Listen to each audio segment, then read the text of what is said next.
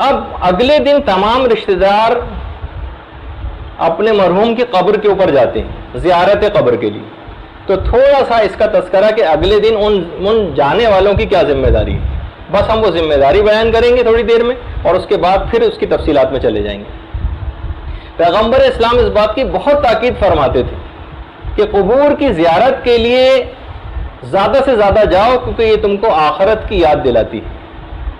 ان کو جا کر سلام کرو قبر کے مردوں کو، کیونکہ یہ تمہارے لیے درس عبرت کا باعث ہے. الخصوص اپنے والدین کی قبر کے اوپر جانا، الخصوص یا والدین میں سے کوئی ایک بھی اگر انتقال کر گیا ہو اس کی قبر پہ جانا، یہ نہ صرف کہ گناہوں کی بخشش کا باعث ہے، بلکہ فقط والدین کی قبر پر جانے کی وجہ سے ہی اس بیٹے کو صالح شمار کر لیا جاتا ہے. یہ نیک بیٹا ہے، یہ نیک بیٹی ہے، اس کو شمار خود بخود کر لیا جاتا ہے.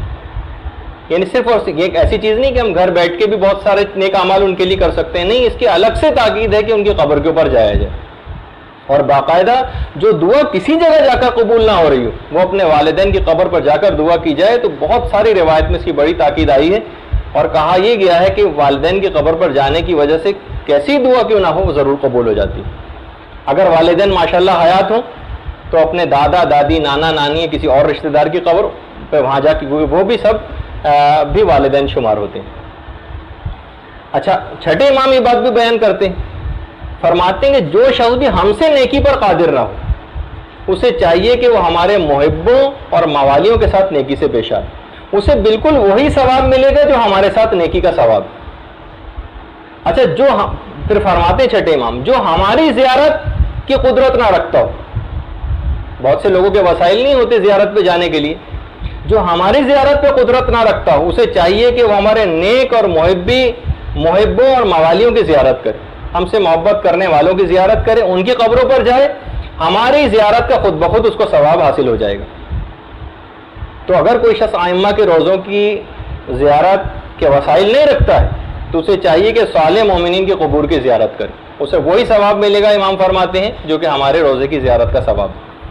اور یہاں تک یہ بات بیان کی گئی ہے کہ امام حسین علیہ الصلوۃ والسلام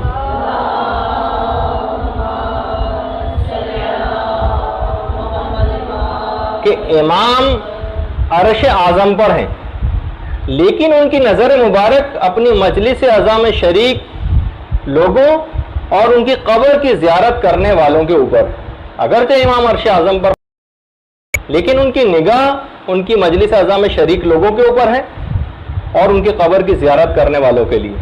اور شہید دست غیب تو یہاں تک کہتے تھے کہ اصل میں امام حسین اور اولاد زہرا کے قبور ان کے شیعوں کے دلوں میں، کہ ادھر ان کا نام آیا اور ادھر ان کی آنکھوں میں آنسو آ جاتے ہیں. اچھا، اب ایک سوال ایک راوی نے امام سے پوچھا اور یہ دماغ میں ایک سوال بھی اٹھتا ہے.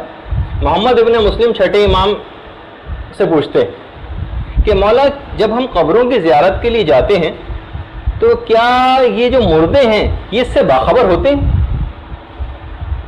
کیا ان کو پتہ چلتا ہے کہ ہم ان کی زیارت کے لیے آئے ہوئے ہیں؟ امام نے فرمایا ای واللہ، ہاں خدا کی قسم، وہ اس بات انہم لیعلمون بکم، وہ اس بات سے آگاہ ہوتے ہیں کہ تم ان سے ملنے کے لیے آئے ہو. ویفرحون بکم، اور وہ اس بات سے انتہائی خوشی اور فرحت محسوس کرتے ہیں کہ تم ان سے ملنے آئے ہو. ویستانسون الیکم، اور وہ اس بات سے مانوس ہو کر خوشی حاصل کرتے ہیں، تم سے مانوس ہو کر خوشی حاصل کرتے ہیں کہ تم آئے ہو. وسائل الشیعہ میں باقاعدہ یہ روایت، اور خود ایک روایت تو وصیت کرتا ہوں اور تم یہ بات پلے باندھ لو، خدا تم کو اس کا فائدہ دے گا. وہ کیا ہے کہ قبرستان کی ہمسائیگی اختیار کرو، یعنی دوسرے الفاظ میں کہ قبرستان اکثر جایا کرو. آخرت کو تم اس بہانے یاد رکھو گے، دن میں بھی چلے جایا کرو، لیکن یہ بات یاد رکھو بزر رات کو قبرستان نہ جایا کرنا. مستدرک الوسائل کے اندر روایت ہے. اس بنا پر اکثر علماء نے عام مومنین کی زیارت، قبور کی زیارت کو رات کے وقت مکروہ قرار دیا ہے، پیغمبر اسلام کی کیونکہ ممانعت تھی. البتہ معصومین کے روزوں کی زیارت وہ تو ہر وقت مستحب ہے، یعنی چاہے رات ہو چاہے دن ہو.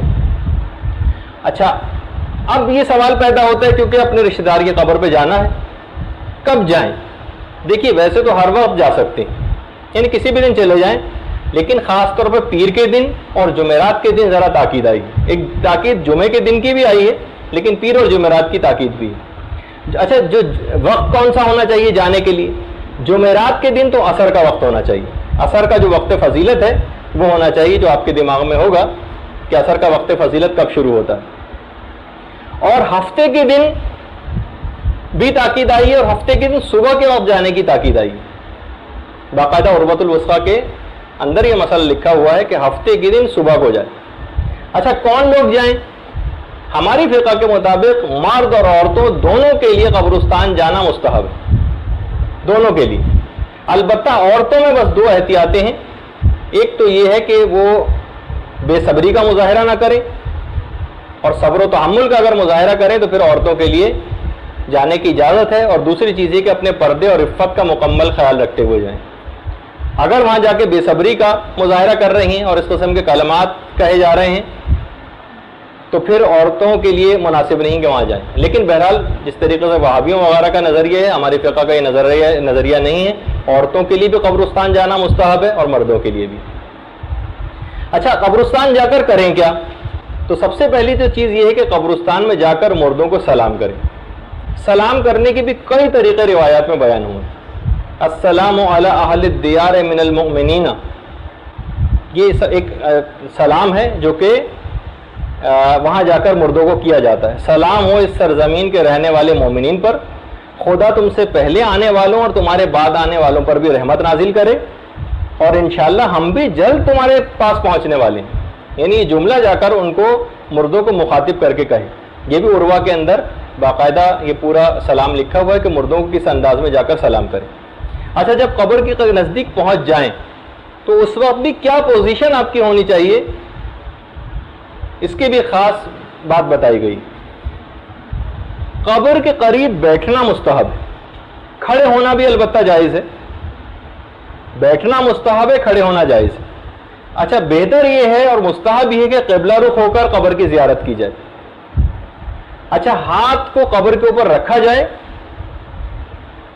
اور جتنی بھی پڑھنے والی چیزیں وہ قبر کے اوپر ہاتھ رکھ کر پڑھی جائیں. اس کی بڑی تاکید آئی ہے. کیا پڑھیں؟ اب اس کے متعلق بھی بہت ساری باتیں ہیں. ایک تو یہ کہ سورہ قدر کو 7 مرتبہ پڑھنا بہت ہی تاکید رکھتا ہے. سورہ انا انزلناہ فی لیلۃ القدر. 8ویں امام یہ بات بیان فرماتے ہیں کہ جو مومن بھی قبر کی زیارت کے وقت 7 مرتبہ اس سورہ کو پڑھے گا، پروردگار اس مردے کو اور زیارت کے لیے آنے والے دونوں افراد کو بخش دے گا. 7 مرتبہ جو شخص بھی سورہ قدر کی تلاوت کر دے گا. اچھا دوسری چیز سورہ قدر کے بعد آیت الکرسی پڑھنا، اس کا بہت ثواب ہے. اچھا اگر کوئی شخص آیت الکرسی کسی بھی مردے کے لیے پڑھ دے تو چاہے وہ مردہ کسی بھی جگہ دفن کیوں نہ ہو، اس کی قبر سے ایک نور ساطع ہوگا اور پروردگار عالم اس قبر کے مردے کو یہ بات بتائے گا کہ یہ آیت الکرسی کا ہدیہ تمہارے پاس فلاں مومن نے بھیجا اور اس سے اس نے خود بھی بہت فائدہ اٹھایا، اور اس کو اس کے عوض ایک بہت زبردست قسم کا ایک ثواب بھی ملے گا. اور بلکہ یہاں تک کہا جاتا ہے کہ پڑھنے والے کو ہر حرف آیت الکرسی کے بدلے، جو کہ 75 حروف ہیں، خدا ایک فرشتے کو خلق کرے گا ہر حرف کے بدلے، اور جو کہ قیامت تک تسبیح کرتا رہے گا پروردگار کے، اس کو پڑھنے کا ثواب اس آیت الکرسی کے پڑھنے والے قاری کو ملے گا. اچھا یہ جتنی بھی چیزیں ہیں جیسے کہ ابھی میں بیان کر بھی رہا ہوں، سورہ قدر تو 7 مرتبہ پڑھنے کی بڑی تاکید آئی ہے، لیکن اس کے علاوہ جتنی چیزیں ان کو 3 دفعہ پڑھنے کی تاکید. آیت الکرسی 3 دفعہ، سورہ الحمد 3 دفعہ، اس کے علاوہ سورہ یہ جو معوذتین قل اعوذ برب الناس اور فلق، ان کو بھی 3 دفعہ پڑھنے کی تاکید ہے. سورہ یاسین کو 3 دفعہ پڑھنے کی تاکید ہے. سورہ ملک کو 3 دفعہ پڑھنے کی تاکید ہے، اور کچھ مفاتی کے اندر بھی کچھ دعائیں.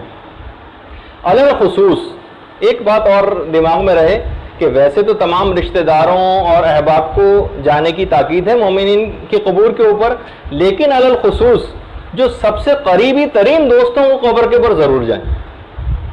روایت میں ہے پیغمبر اسلام کی، پیغمبر فرماتے ہیں کہ سب سے زیادہ انس مردے کو اپنے قریب ترین دوست کی موجودگی سے ہوتا ہے قبر پر. تو بہرحال یہ ایک چیز دماغ میں رہے تاکہ قریبی دوست اس بات سے غافل نہ ہو.